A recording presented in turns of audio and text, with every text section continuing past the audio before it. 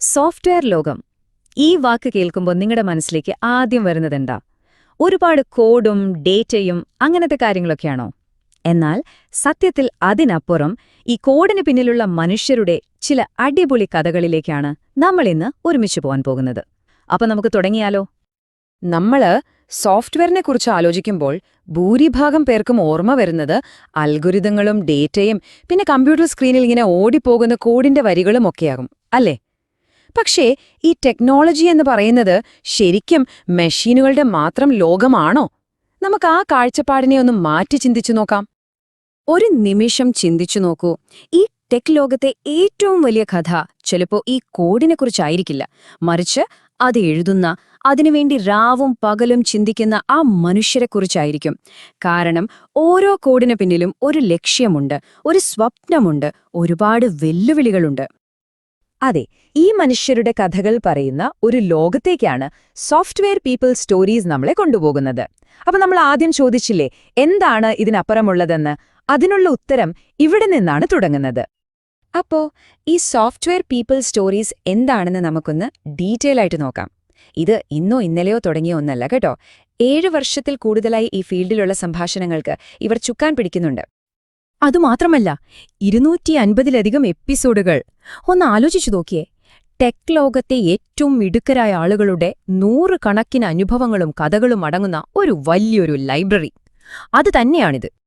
ശരി, അപ്പോ ആരാണ് ഈ കഥകളൊക്കെ പറയുന്നത്? നമുക്കിതിലെ അതിഥികളുടെ ആ ഒരു വൈവിധ്യം നോക്കാം.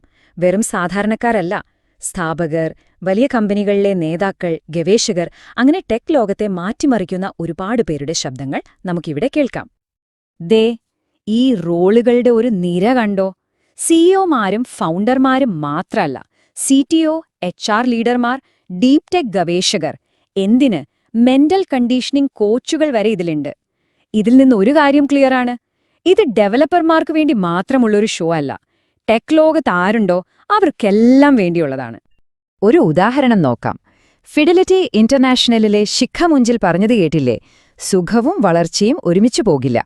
എപ്പോഴാണോ ഒരു ജോലി നമുക്ക് വെല്ലുവിളി അല്ലാതാവുന്നത്, അപ്പോ മാറാനുള്ള സമയമായി എന്ന്. എന്ത് നല്ലൊരു ചിന്തയാ അല്ലേ?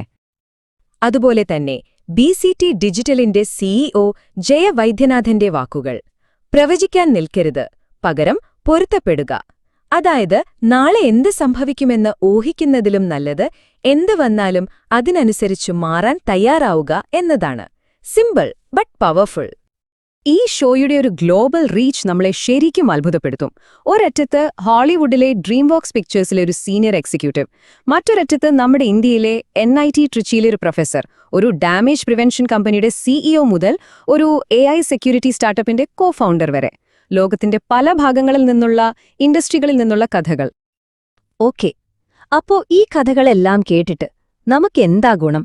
അവിടെയാണ് കാര്യം. ഇതിൽ നിന്ന് കിട്ടുന്ന അറിവുകൾ നമുക്ക് ശരിക്കും നമ്മുടെ ജീവിതത്തിൽ ഉപയോഗിക്കാൻ പറ്റുന്നതാണ്. ലീഡർഷിപ്പ്, കരിയർ ഗ്രോത്ത്, പ്രതിസന്ധികളെ എങ്ങനെ തരണം ചെയ്യാം, അങ്ങനെ ഒരുപാട് കാര്യങ്ങൾ.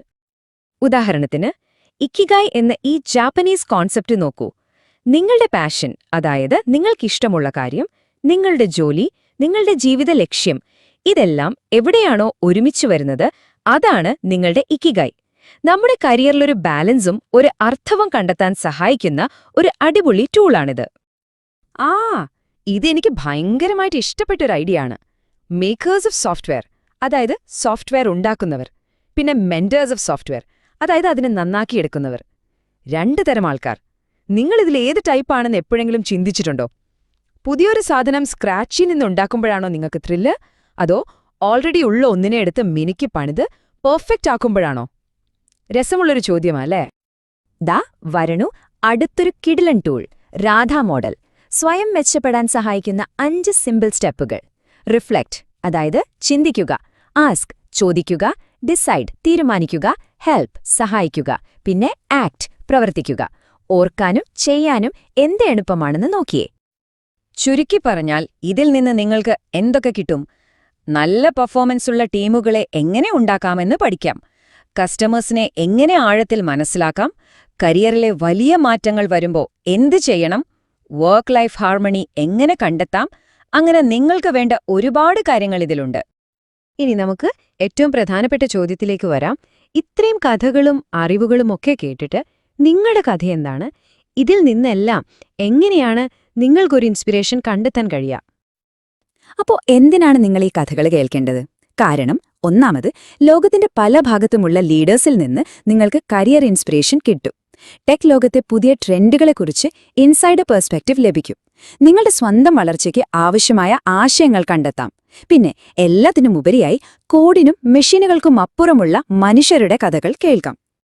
ഓർക്കുക, ഓരോ എപ്പിസോഡും ഒരു പുതിയ കാഴ്ചപ്പാടാണ് തരുന്നത്, ഒരു പുതിയ പാഠമാണ് പഠിപ്പിക്കുന്നത്.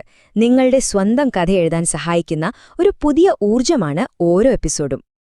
അപ്പോൾ അവസാനം എനിക്ക് നിങ്ങളോട് ചോദിക്കാനുള്ളത് ഇതാണ്: നിങ്ങളുടെ ജീവിതത്തിലെ അടുത്ത ഘട്ടത്തിലേക്ക് നിങ്ങളെ പ്രചോദിപ്പിക്കുന്നത് ആരുടെ കഥയായിരിക്കും? ആ ഉത്തരം കണ്ടെത്താനായി ഈ കഥകളിലൂടെ ഒന്ന് യാത്ര ചെയ്തു നോക്കൂ. നിങ്ങളുടെ ഇൻസ്പിറേഷൻ അവിടെ നിങ്ങൾക്കായി കാത്തിരിക്കുന്നുണ്ടാകും.